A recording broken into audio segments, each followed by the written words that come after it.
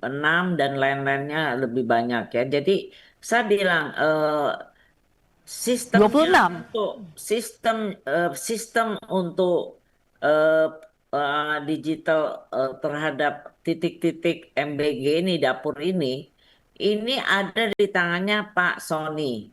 Sehingga Pak Sony akan menjelaskan ini diambil oleh siapa, ini diambil oleh. Jadi nama-nama itu diperiksa.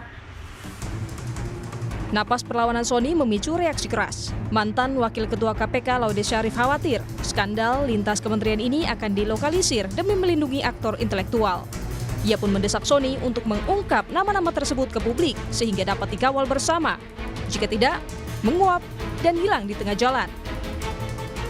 Yang saya takut dan Bu Elsa itu harus jangan sampai ini dilokalisir kasusnya oleh kejaksaan.